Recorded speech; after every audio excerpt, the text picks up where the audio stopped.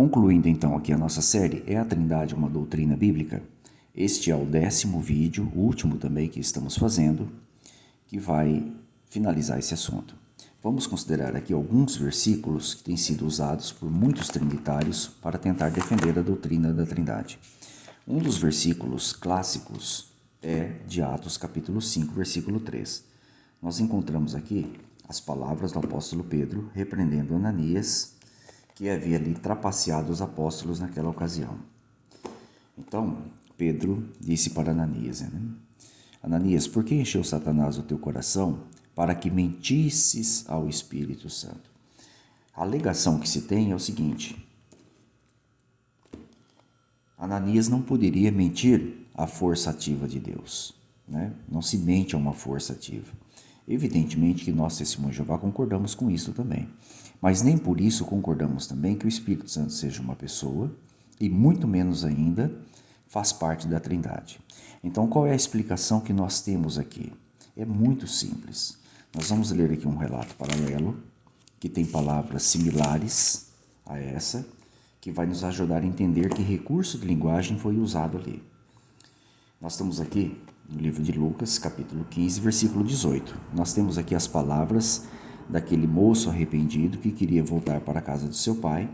E veja o que ele disse que diria ao pai quando ele chegasse até o lar do pai, Pai, pequei contra o céu.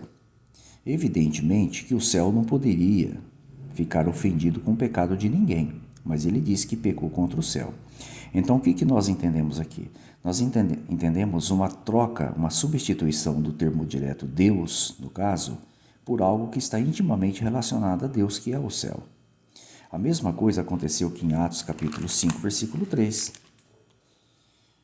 Ao invés de estar Deus no lugar, ou até mesmo o próprio Jeová, foi colocado termos que estão intimamente relacionados com a pessoa de Deus, que é Espírito, João 4, 24, Deus é Espírito e é Santo, conforme 2 Pedro. Então, Jeová é Espírito e é Santo. Então, ele mentiu contra Deus, diretamente contra Deus. E não contra a terceira pessoa da Trindade, por assim dizer, E o que nos ajuda a entender e derrubar ainda mais o conceito da Trindade é o versículo 9, que pouca gente considera. O versículo 9 diz assim, quando as palavras já foram dirigidas à esposa de Ananias, Pedro disse para ela, olha, vocês tentaram aí trapacear, o quê? O Espírito do Senhor, aqui é Jeová, O Espírito do Senhor. Se o Espírito Santo é uma pessoa e é Deus, seria o Deus de Deus, o Deus do Deus? Evidentemente que não tem a menor lógica. Então o versículo 9, ele desmonta o conceito do que no versículo 3 está falando da terceira pessoa da Trindade. Então aqui foi feito uma substituição do termo.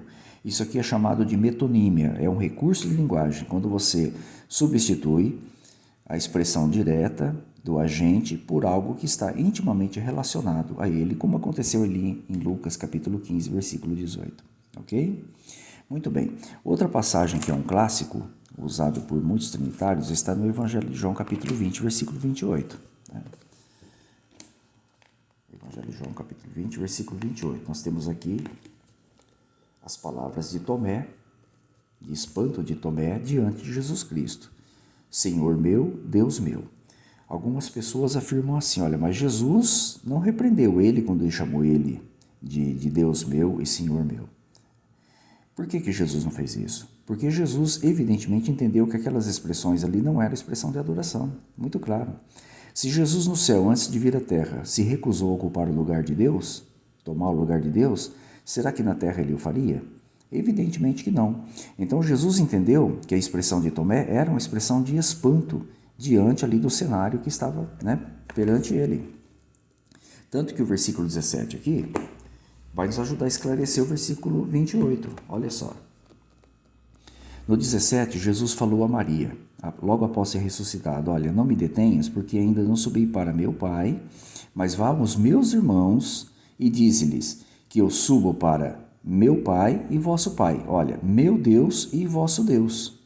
Perceba que Jesus disse que o Deus dele é o mesmo Deus em comum dos discípulos. E os discípulos são seus irmãos. Olha, ele chamou os discípulos de irmãos, de irmãos. Então, o Deus de Jesus é o mesmo Deus dos apóstolos, é o mesmo Deus de todos os seus seguidores. Então, Jesus aqui, se você vir no versículo 28, seria um Deus exclusivo de Tomé e não dos outros? Tomé seria o único que teria como Deus Jesus Cristo e o mesmo Deus de Jesus? Evidentemente que não tem a menor lógica. Então fica muito claro que Tomé aqui, ele teve uma reação de espanto diante daquele cenário e exclamou dessa forma. Mas não que foi um ato de adoração ou que fosse diretamente dirigido a Jesus Cristo. Porque senão ele estaria adorando dois deuses, porque Jesus também tem um Deus que é o Deus dos apóstolos. E Tomé seria o único que tem dois, então? Não tem lógica, né? Imaginar uma coisa dessa. A reação de espanto de Tomé foi uma reação comum, porque todos os apóstolos ficaram espantados diante do cenário que aconteceu ali. Vamos ler aqui Lucas, capítulo 24, versículo 37. Veja que todos os apóstolos tiveram uma reação similar a Tomé.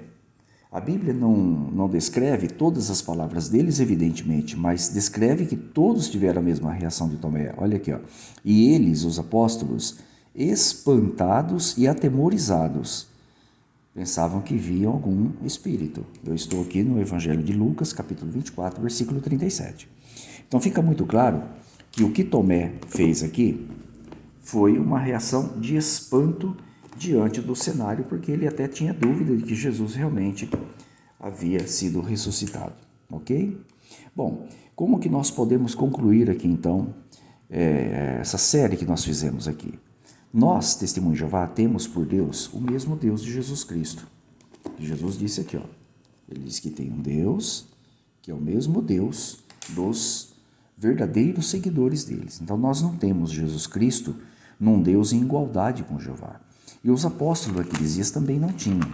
Um bom tempo depois de Jesus já ter sido ressuscitado, o apóstolo Paulo escreveu as seguintes palavras.